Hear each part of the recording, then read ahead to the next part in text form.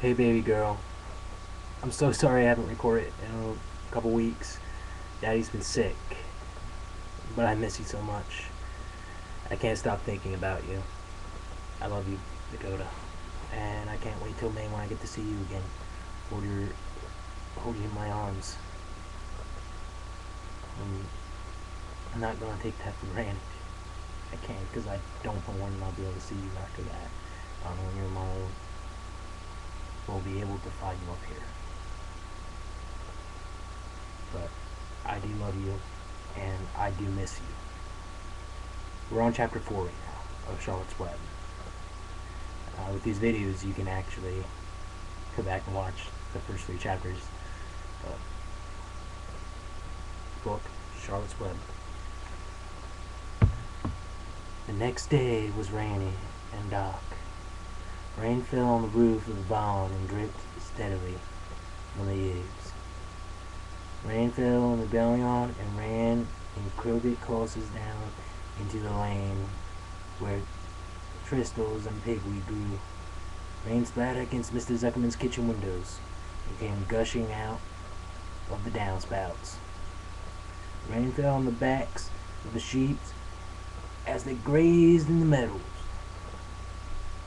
When the sheep tired of standing in the rain, they walked slowly up the lane and into the fold.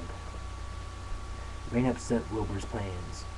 Wilbur had planned to go out this day and dig a new hole in his yard. He had other plans too. His plans for the day went something like this. Breakfast at 6:30, skimmed milk, crust, middlings, bits of donuts, wheat cakes, and drops of maple syrup sticking to them, potato skins, leftover custard pudding with raisins, and bits of shredded wheat. Breakfast would be finished at 7.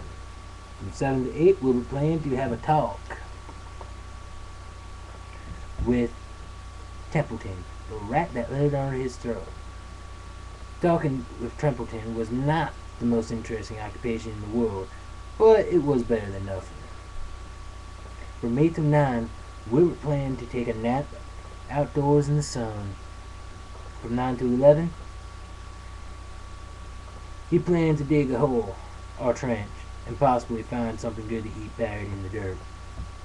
From 11 to 12, he planned to stand still and watch flies on the boards, watch bees in the clover, and watch swallows in the air.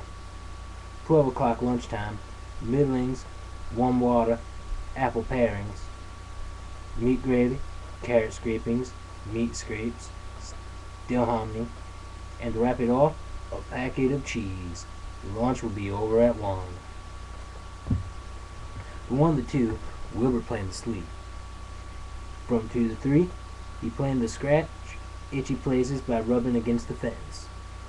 From 3 to 4, he planned to stand perfectly still and think of what it was like to be alive and to wait for Fern. At 4 would come supper, skim milk, provender, leftover sandwich from Lurvy's lunchbox, prune skins, a morsel of this, a bit of that, fried potatoes, marmalade, ripplings, a little more of this, a little more of that, and a piece of baked apple, a scrap of upside down cake. Wilbur had gone to sleep thinking about these plans. He awoke at 6 and saw the rain, and it seemed as though he couldn't bear it. I get everything all beautifully planned out, and it has to go and rain, he says. For a while, he stood gloomily indoors. Then he walked to the door and looked out. Drops of rain struck his face. His yard was cold and wet. His throat had an inch of rainwater in it. Templeton was nowhere to be seen. "Are you out there, Templeton?" called Wilbur. There was no answer. Suddenly, Wilbur felt lonely and friendly. Yes. Something, Dakota, you will never, never have to feel. That's why I that baby girl. One day, just like another young. I'm very young. I have no real friends here in the barn. It's going to rain all morning and all afternoon, and farm won't come in such bad weather. Oh, honestly. And Wilbur was crying again for the second time in 2 days. At 6:30, Wilbur heard the banging of a pail. Liberty was standing outside in the rain, stirring up breakfast. "Come on, pig," said Liberty. Wilbur did not budge. Liberty dumped the slop, scraped the pail, and walked away. He noticed that something was wrong with the pig. Wilbur didn't want food. He wanted love. He wanted a friend, someone who would play with him. He mentioned this to the goose, who was sitting quietly in the corner of the sheepfold. "Will you come over and play with me?" he asked. "Sorry, sonny, sorry," said the goose. "I'm sitting on my eggs, 8 of them. I've got to keep them toasty warm. I have to stay right here. I'm no liberty, get it. I do not play when there are eggs to hatch.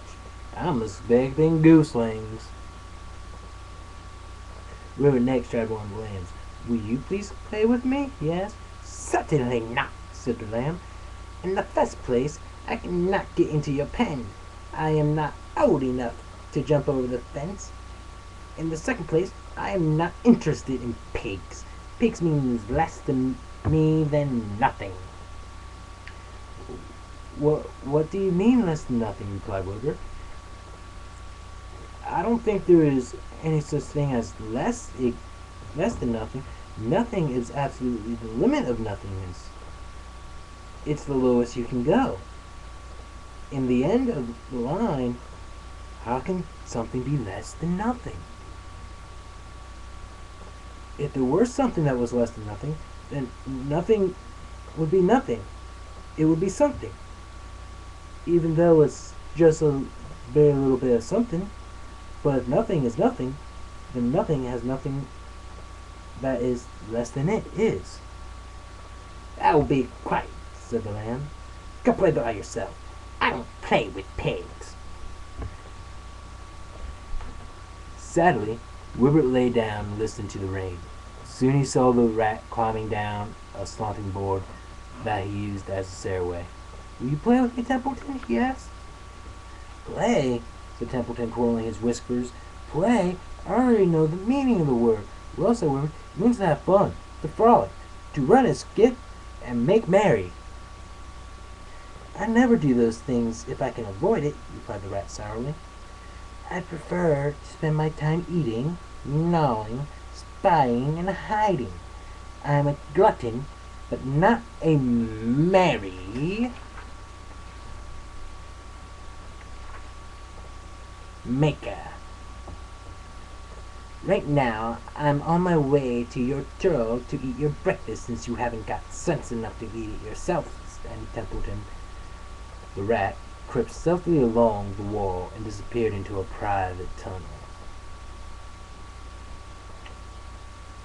that he had dug between the door and the throw in Wilbur's yard.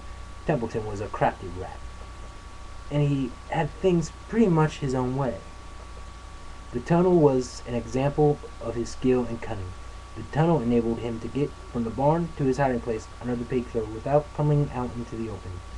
He had tunnels and runways all over Mr. Zuckerman's farm, and could get from one place to another without being seen.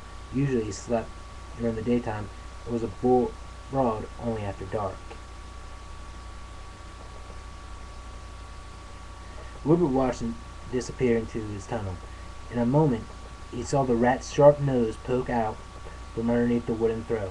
Cautiously, Templeton pulled himself up over the edge of the throw. It was almost more than Wilbur could stand, on this dreary rainy day, to see his breakfast being eaten by somebody else. He knew Templeton was getting soaked out there in the pouring rain, but even that didn't comfort him. Friendless, dejected, and hungry, he threw himself down in the manure and sobbed. Late that afternoon, Ruby went to Mr. Zuckerman. "I think there's something wrong with that pig of yours. He hasn't touched the food." "Give him 2 spoonsful of sulphur and a little molasses," said Mr. Zuckerman. Wilbur couldn't believe what was happening to him when Wilbur caught him and forcing the medicine down his throat. This was certainly the worst day of his life. He didn't know whether he could endure this awful loneliness anymore. Darkness settled over everything. Soon there was only shadows and the noise of the sheep chewing their cuds, and occasionally the rattle of a cow chain up overhead. You can imagine Wilbur's